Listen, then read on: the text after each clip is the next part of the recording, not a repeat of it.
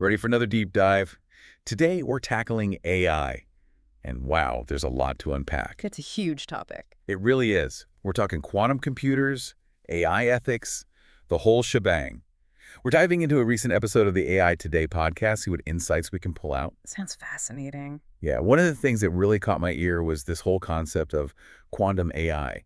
They're saying it's like the next giant leap, right? Like solving problems that would take our regular computers thousands of years. But quantum AI could do it in seconds. It's mind-boggling, the potential speed increase we're talking about. Seriously. So how does that even work? What makes quantum AI so much faster than what we're used to? Okay, so imagine a regular computer bit. It's like a light switch, either on or off, 1 or 0. Simple. Gotcha. A quantum bit, a qubit, is weirder. Think of it like a dimmer switch. It can be on, off, or anywhere in between, all at the same time. Wait, what? How is that even possible? Quantum mechanics. It's strange, but basically things can be in multiple states at once. That's what they're tapping into. That's wild. So instead of just two options, on or off, it has this whole range. That's where the speed comes in. Exactly. Superposition and entanglement, they let quantum computers crunch through tons of possibilities simultaneously. Traditional computers, they plod along one path at a time. So that's why they say quantum AI could be so revolutionary. They were talking about using it to simulate like complex molecules, which could be huge for medicine and stuff, right? Absolutely. Drug discovery, new materials, fields that rely on understanding these incredibly tiny structures. Quantum AI could be a game changer. Kind of hard to wrap your head around. But they did mention there are still some hurdles. It's not all smooth sailing. Oh, for sure. One of the biggest challenges is error correction. These quantum states, they're incredibly fragile. Tiniest interference can throw the whole thing off. Yikes. So it's like a balancing act. More like trying to build a house of cards in a hurricane. You need extreme precision and control. Okay, so it's not just about building these powerful machines, but making sure they're reliable too. And what about access? I mean, I can't exactly go buy a quantum computer on Amazon. Not yet, anyway. But that's where cloud-based quantum computing is emerging. It's like renting time on a supercomputer instead of needing to own one yourself. So more people could potentially tap into this power. Exactly. It's still early days, but that's the hope, to make quantum computing more widely accessible. So we've got quantum AI potentially revolutionizing medicine, materials, all sorts of things. And maybe someday it won't just be these giant research facilities that can use it. It's a lot to be optimistic about. What we're seeing now, it's really just the tip of the iceberg in terms of quantum AI's impact. It really makes you think, where is this all going? It really makes you think, where is this all going? I mean, we've talked about the exciting stuff, but the podcast also touched on the idea that AI could become, too smart, like a risk. And I got to admit, that kind of gets my brain going to some of the sci-fi movies. It's a valid concern. We're creating machines that can outperform us in certain ways already, so it's natural to wonder, where's the line? Right. It's easy to say, don't make AI like in the movies. But how do we actually prevent that in the real world? It's about careful design, anticipation, thinking through not just what we tell the AI to do, but what it might do even if we don't intend for it to.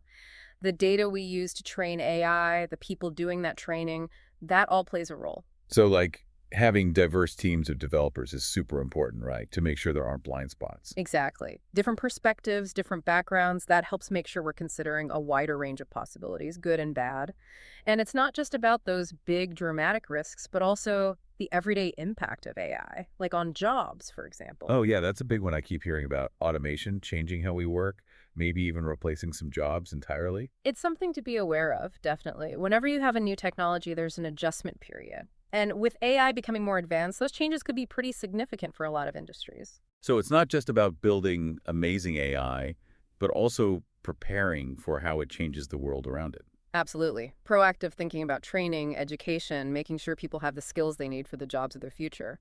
We want these advancements to benefit everyone, not just a select few. It's a lot to consider, but it sounds like these aren't distant, futuristic problems, but things we need to be thinking about right now. Exactly. The conversations we have now will help shape how AI develops and how it's integrated into our world.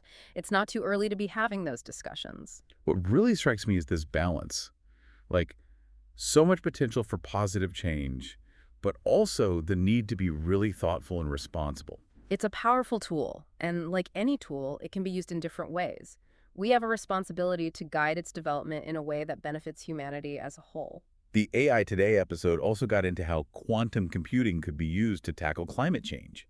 And I don't know about you, but every time I turn on the news, it seems like there's another alarming climate story. It's a pressing issue, to say the least. So how could this technology actually help? Climate modeling. Imagine being able to create models far more detailed, far more complex than anything we have now. Models that could actually help us predict, maybe even prevent some of the worst effects. Precisely. We could test scenarios, solutions, make much more informed decisions about how we protect the planet. Okay, that's a bit of good news. But I have to ask, how do you even apply quantum computing to something as massive and complex as the climate? Think about it. The climate has countless variables, all interacting in ways we're still trying to fully grasp. Quantum computers, with their ability to crunch huge amounts of data, run those incredibly intricate simulations, they could give us a much clearer picture of what's happening and what we can do. So it's like a super-powered magnifying glass, letting us see the climate in a whole new way. Exactly. We could use quantum simulations to study carbon capture, develop new energy sources, understand the impact of deforestation, all with a level of detail that's just not possible right now.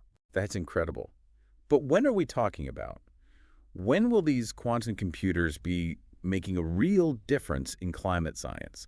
Is this something we'll see in our lifetime? We're still in the early stages, but the progress is really exciting. Companies, researchers all over the world, they're pouring resources into this. It's not just a pipe dream anymore. So there are still challenges, like those air crashes we talked about, but it sounds like quantum computing could be revolutionizing fields like climate science sooner than we think. And as with any powerful technology, it's up to us to make sure it's used responsibly. That's part of the conversation, too. It feels like we're on the verge of a technological revolution, something with the power to completely change our world. We are, and the exciting part is we're all part of this journey. That's a good point.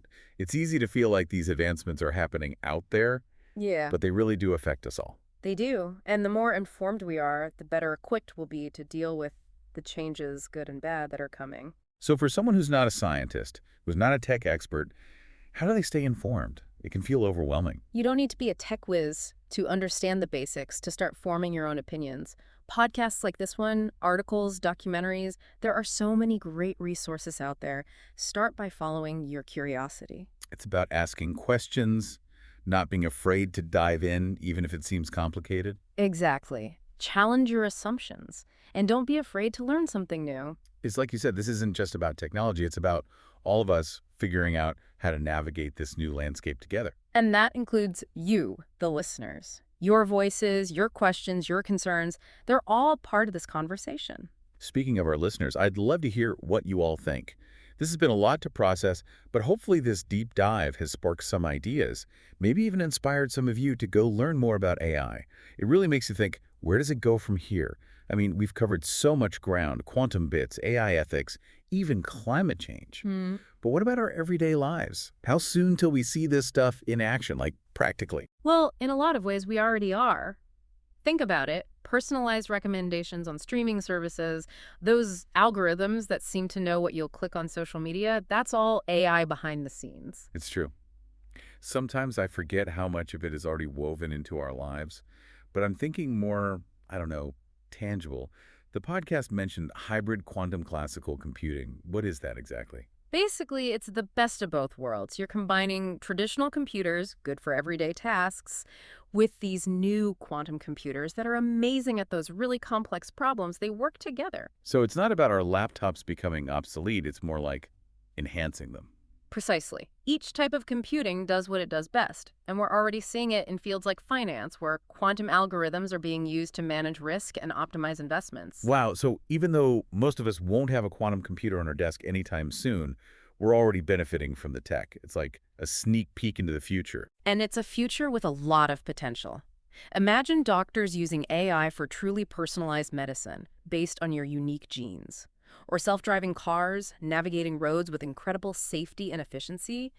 These aren't just sci-fi concepts anymore, they're within reach. It is pretty mind-blowing when you think about it, the potential impact on our lives, our jobs, everything. But with all this talk about AI's potential, it's easy to feel like it's just not happening to us.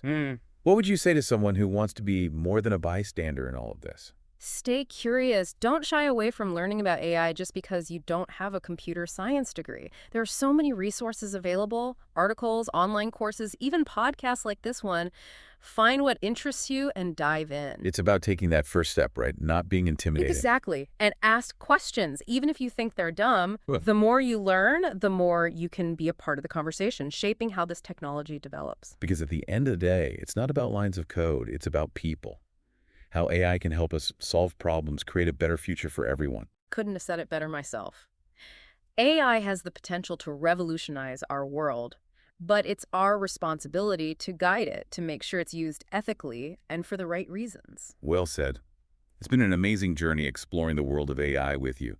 From those basic concepts to these mind-blowing possibilities, I feel like we've only just scratched the surface. As we wrap things up, what's the one thing you really hope our listeners take away from all of this?